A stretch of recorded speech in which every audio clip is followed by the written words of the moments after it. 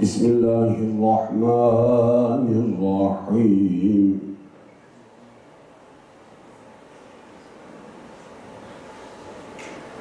الرحمن علم القرآن خلق الإنسان علمه البيان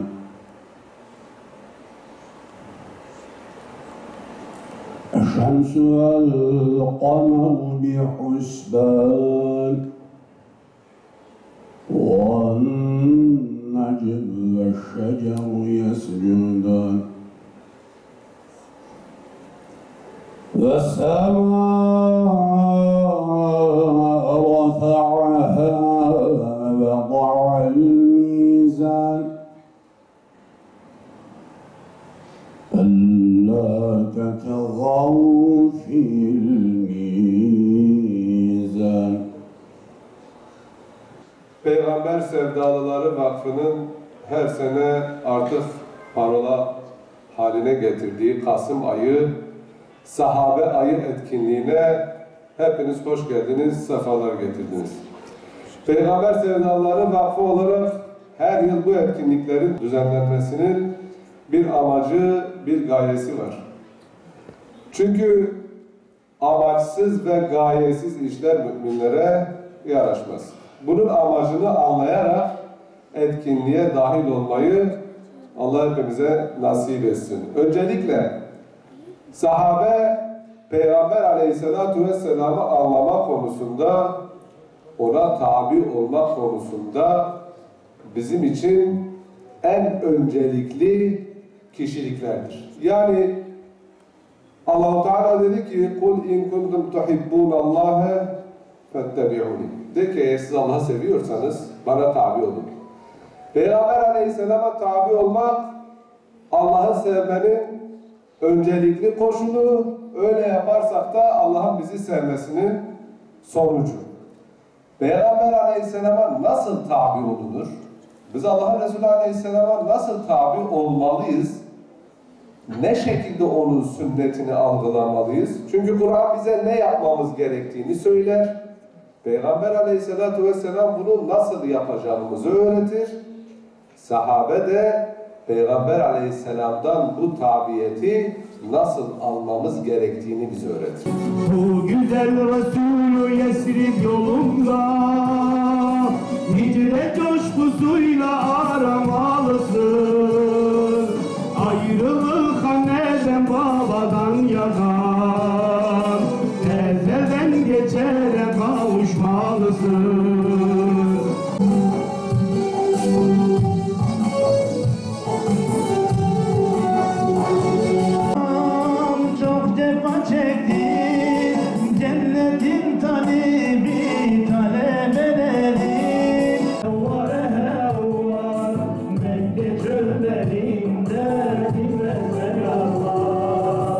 Gökteki yıldızlardan ilham alıp yeryüzünde aslan kesilenlere selam olsun. Kimdir bu aslanlar? Ebu Ubeyde'ye selam olsun. Muhammed Dayf'a selam olsun. Şehit İsmail Heniye'ye selam olsun.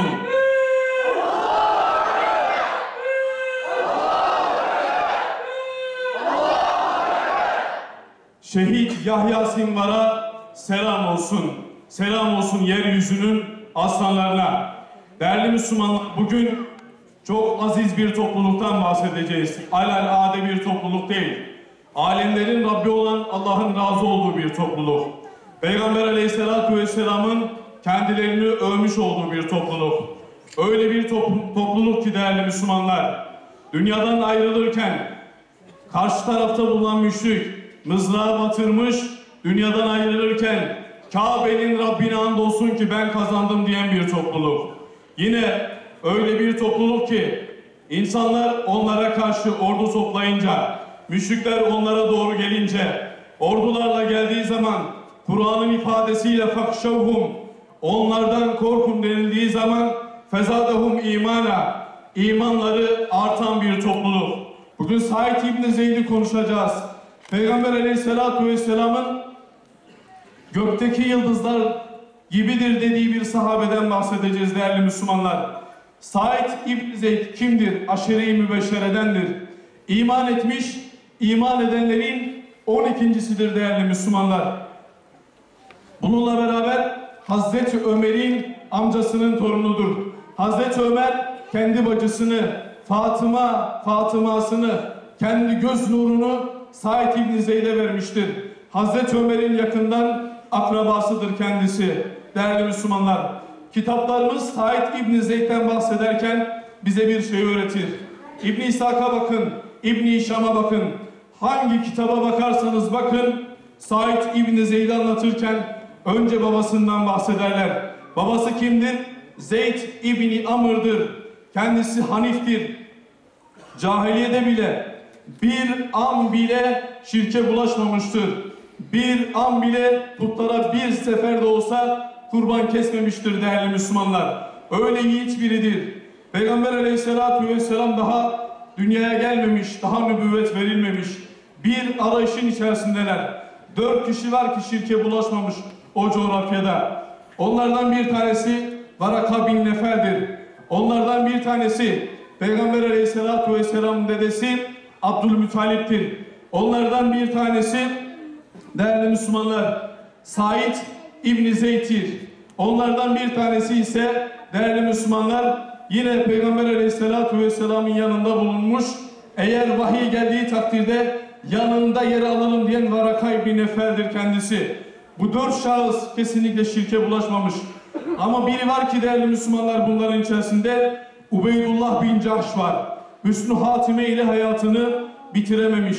Hicret etmiş, hicret etmeye ama gel gör ki değerli Müslümanlar iman üzere bitirememiş, irtihad etmiş. Onun için hüsnü hatime, güzel son önemlidir değerli Müslümanlar. Bu 4'ü arayışın içerisine giriyor. Onların yanında biri var ki Said İbn Zeyd'in babası Amr İbn Zeyd, Amr adında biri. Bu Amr bir türlü Amr İbn Zeyd değerli Müslümanlar arayışın içerisinde. Peygamber Aleyhisselatü Vesselam'a nübüvvet verilmemiş. Hira'ya çıkıyor bu 4 kişi. Hira peygamberden önce var değerli Müslümanlar. Bu 4 adını saymış olduğum 4 kişi de Hira'ya gidiyor. Peygamber Aleyhisselatü Vesselam'a nübüvvet verilmemiş. 23 yaşlarında Allah'ın Resulü. Dedesine et götürür Abdülmuttalib'e. Ubeydullah bin Cahş'a, Varaka bin Nefel'e ve Said İbn Zeyd'in babası Zeyd İbn Amr'a. Allah Resulü eti uzatır. Said İbn Zeyd'in babası Zeyd İbn Amr bir şey söyler orada. Der ki bu kimin adına kesildi bu etler? Eğer bir put adına kesildiyse vallahi biz bunu yemeyeceğiz, kaldır götür der. Alemlere rahmet olarak gönderilen peygamber der ki orada, ey Zeyd der, sen de çok iyi bilirsin ki biz putlara kesilmiş olan bir eti ailecek yemeyiz der. Ve değerli Müslümanlar orada Peygamber Aleyhisselatü Vesselam'a daha nübüvvet verilmemişken nasıl bir hanife olduğunu orada da gösterir değerli Müslümanlar. Bununla beraber değerli Müslümanlar ve her biri bir arayışın içerisine girer. Her biri bir şehre gider. Said'in babasına Zeyd İbni Amr'a Şam düşer. Şam'a varır varmaz değerli Müslümanlar orada din alimleriyle konuşur. Der ki son peygamber geldi mi diye. Bir tane rahip der ki aradığın şey doğru ama aradığın yer yanlıştır der. Git son peygamber gelecek. Git ülkene dön. Şehrine dön, son peygamber gelecek.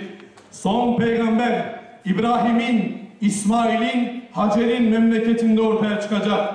Aradığın şey doğru ama aradığın yer yanlıştır der ona. Git son peygamber Faran dağlarında açılacak ve peygamber orada dünyaya gelecek, senin şehrinde gelecek. Yola koyulur. Said İbn Zeyd'in babası Zeyd İbn Amr. Yolda dönerken Cüzamlılar diye bir kabile var. Ve esir alırlar Zeyd İbn Amr'ı. Aldıktan sonra ve biraz sonra şehit edeceklerdir. Elini açar, Rabbine dua eder. Ne der biliyor musunuz? Ya Rabbi ben son peygamberinin peşine düştüm. Aradım bir türlü bulamadım. Ne olur ya Rabbi ben son peygamberi göremedim şu gözlerimle. Ne olur ya Rabbi oğlum Said'ime, Said İbn Zeyd'ime ne olur ya Rabbi son peygamberi göster, ona tabi olmayı ona nasip et. Ona iman etmeyi nasip et. İşte Said İbni Zeyd konuşulacağında ne diyoruz biliyor musunuz değerli Müslümanlar? Said İbni Zeyd kabul olunmuş duanın adıdır değerli Müslümanlar. Onun için baba duası, anne duası önemlidir. Hz. Ebubekir'in vesilesiyle hidayet buldu. Durur mu yerinde? Said İbni Zeyd vallahi durmuyor. Ne yapıyor biliyor musunuz değerli Müslümanlar? Evini İslam'a açıyor. Evi nedir biliyor musunuz? Darul Zafer'dir. Değerli Müslümanlar, evinde Ömer hidayet bulmuştur. Bu hayır Said İbni Zeyd'e ömrü boyunca kıyamete kadar yeter Allah'ın izniyle. Yeni Ömerler yetiştirmek lazım.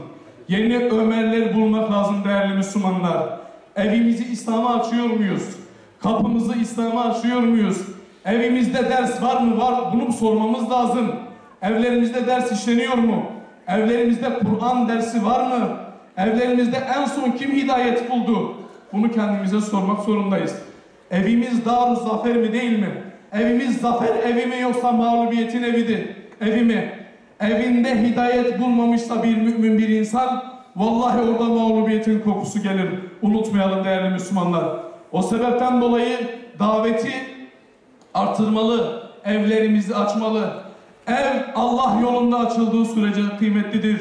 Araba Allah yolunda kullanıldığı takdirde kıymetlidir. Para Allah yolunda verildiği zaman kıymetlidir. Allah yolunda kullanılmadıktan sonra ben ne yapayım o evi, ben ne yapayım o arabayı, ben ne yapayım o parayı demeli müminlerin tamamı. Said İbni Zeyd bunun dersini veriyor bize değerli Müslümanlar. Peygamberin yanında yeri çok büyük. Peygamber Aleyhisselatü Vesselam'ın yanında yeri çok büyük. En önemli işlerde Muhammed Aleyhisselam Said İbni Zeyd'i istihdam ediyor yanı başında. En önemli iş nedir biliyor musunuz? Peygamber Aleyhisselatü Vesselam Medine'ye gitmiş. Medine'ye hicret ediyor. Peygamber Aleyhisselatü Vesselam yavaş yavaş devletleşecek. Ama bir şeye ihtiyacı var Peygamber Aleyhisselatü Vesselam'a. Nedir biliyor musunuz? İstihbarat teşkilatına ihtiyacı var. Allah'ın Resulü bayağı bir araştırıyor. 2 kişiyi seçiyor. Kimdir biliyor musunuz? Onlardan bir tanesi Talha bin Ubeydullah'tır. Onlardan bir tanesi Talha bin Ubeydullah, öbürü ise Said İbni Zeyd'tir. Kolay değil değerli Müslümanlar.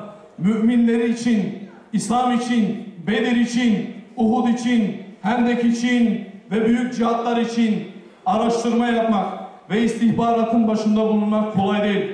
Peygamber Aleyhisselatü Vesselam gözünü kırpmadan bu önemli işi kime veriyor? Said İbni Zeyd'e veriyor.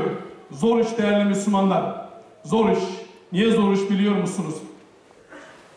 Teslimiyet kahramanı olmamız lazım bu işi yapabilme adına. Teslimiyet kahramanı. Ellerimizi kaldırıp teslim olmamız lazım davamıza. Bir de irade kahramanı olmamız lazım. Muhteşem bir irademizin olması lazım ve dünyalık, üçüncüsü de dünyalık hiçbir şeye takılmadan itaat etmeli değerli Müslümanlar. Yıllar geçiyor. Yıllar geçiyor değerli Müslümanlar. Ve Peygamber Aleyhisselatü Vesselam dünyadan ayrılıyor. Hazreti Ebubekir'in hilafet zamanı. Hazreti Ebubekir'e ittiba edenlerin başında en önce Said İbni Zeyd geliyor. 2,5 yıl Peygamber Aleyhisselatü Vesselam'da Peygamber Aleyhisselatü Vesselam'dan sonra hilafet makamında kalacak Hazreti Ebubekir ilk iman eden Peygamber'e iman edenlerdendi ve Hazreti Ebubekir'e ilk ittiba edenlerden biri Said İbni Zeyd'tir. İlk günlerinde ne söylüyor biliyor musunuz değerli Müslümanlar? Diyor ki, ey Allah Resulü'nün halifesi, ben senin elinde çekilmiş bir kılıcım. Beni istediğin gibi kullan diyor değerli Müslümanlar. Burada özellikle Said İbni Zeyd'in söylemiş olduğu şu söz. Ben senin elinde çekilmiş olan bir kılıcım. Al beni istediğin gibi Allah yolunda kullan diyor. Allah yolunda kullan diyor. Değerli Müslümanlar, bunlar mallarını infak ettiler. Bunlar mülklerini infak ettiler. Bunlar canlarını kurban ettiler. Bunların kurban ettiği bir şey daha vardı. Ben senin elinde çekilmiş olan bir kılıcım. Bütün varımla yoğunla beni Allah yolunda kullanabilirsin dediği ve en önemlisi de kabiliyetlerini de infak ettiler. Yeryüzünün en büyük infakı nedir diye soracak olsanız, müminin kendi kabiliyetini İslami davaya kurban etmesidir. Herkes malını verir, herkes mülkünü verir ama herkes kendi kabiliyetini şu aziz İslam davasına kurban etmez. Hazreti Ömer zamanında, Hazreti Ömer 10 yıl, 10,5 yıl iktidarda kalacak. Hazreti Ömer'in yanı başında bulunmuş, ona tabi olanlardan, ona biat edenlerden ilki yine Said İbni Zeyd'tir. Hazreti Ömer mihrapta şehit olduğu anda son anlarıdır. Etrafına toplanıyorlar. Ey Ömer diyorlar, sen de Ebu Bekir gibi birini işaret etsen. Hazreti Ömer diyor ki 10,5 yıl zaten sizin yükünüzü taşıdım. Siz bana bu sözle şunu söylüyorsunuz.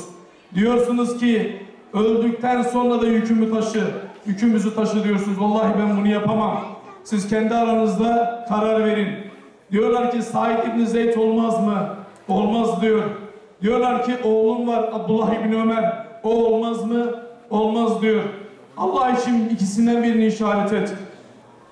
Hazreti Ömer bir ders veriyor orada bize, diyor ki, diyor eğer bu ümmetin başında lider olmak, ümmetin başına geçmek eğer hayırlı bir işse zaten biz kendi ailemiz olarak bu işi 10,5 yıl yaptık.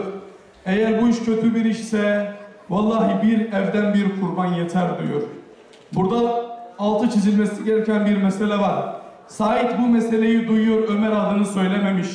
Allah'ın izzetine yemin olsun ki bir sefer ey Ömer benim akrabamsın, bana şu koltuğu neden vermedin diye serzenişte bulunmuyor.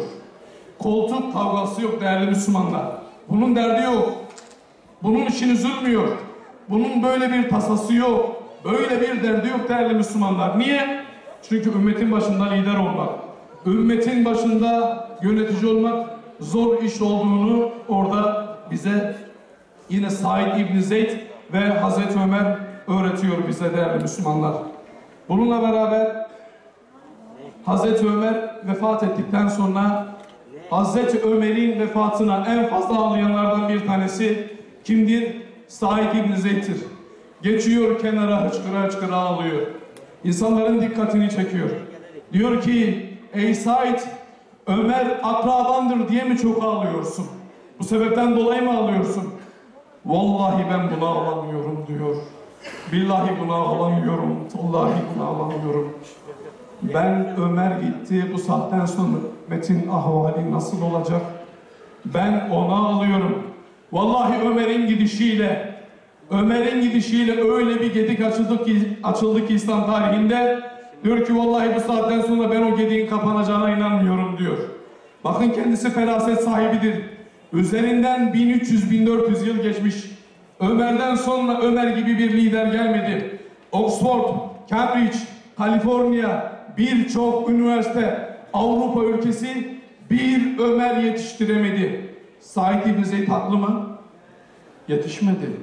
Onun gibi bir lider, Faruk olan bir lider daha yetişmedi. Allah-u Teala burada bulunan müminlere, ümmetin tamamına inşallah Ömerleri yetiştirmeyi nasip eylesin. Yiğit Ömerler, Faruk olan Ömerler yetiştirmeyi nasip eylesin. Allah'ın izniyle değerli Müslümanlar bize bir şey de öğretti. Yahya Sin var. Ne öğretti biliyor musunuz? Bir şehit nasıl kurban olur? Bir şehidin cebinden neler çıkar? Onun dersini verdi bize. Kolu kanamış, telle bağlamış. Kolu kanamış, tel ile bağlamış. Artık son anları biraz sonra şehit olacak. Ben küfre nasıl öldürücü darbe vururum? Onun derdinde değerli Müslümanlar. Elindeki son asasını küfre fırlatıyor. Ve Allah'ın izniyle böyle izzetle ayrılıyor. Teslimiyetin öncüsü, cennetin müjdesi Hz. Said bin Zeyd. Gönlünü vahye açanların ilklerindendir. İman halkasına katılan 12. Müslümandır. Fitne belasının Müslüman yürekleri incittiği zor günlerde, Küfe'de kendisinin de bulunduğu bir mecliste, Hz. Ali radıyallahu anhu ile ilgili söylenilen kötü sözleri duyunca gadaplanır. Vallahi ben Allah Resulünden şu 10 kişinin cennetlik olduğunu duydum der. Ve Hz. Ebu Bekir radıyallahu anhu'dan başlayarak Said bin Ebi Vakkas radıyallahu anhu'ya kadar 9 kişiyi sayar. Sonra vallahi bu saydığım kişilerden herhangi birinin Allah Resulü'nün yanında ve cihat meydanlarında yüzlerinin tozlanması, sizin Hz. Nuh aleyhisselam kadar yaşayıp işlediğiniz bir sürü amelden daha hayırlıdır der. Ya İlâhel âlemin ve ya ekremel ekremin. Esma-i Hüsna'nın hürmetine, Enbiyanın, Evliyanın, Sülehanın, Şühedanın dualarının hürmetine, İnsanlığın mutluluğu ve kurtuluşun gönderdiğin Habibi Muhammed'in hürmetine, bu gece burada zikredilen Said bin Zeyd'in o mücadelesinin hürmetine, bizleri ve evladı iyalimizi ve Eshab-ı Güzin senin göndermiş olduğun hidayet kaynağı nasıl yaşadıysalar aynı yaşamayı, aynı samimiyetle, aynı ihlasla, aynı takvayla, aynı teslimiyetle bizlere ihsan ve ikram eyle ya Rab. İhsan ve ikram eyle ya Rab. Ya İlâhel âlemin. Onlar gök kubbesinin yıldızları, onların yolunda giden bizleri de yer küresinin yıldızları kıldı. Allah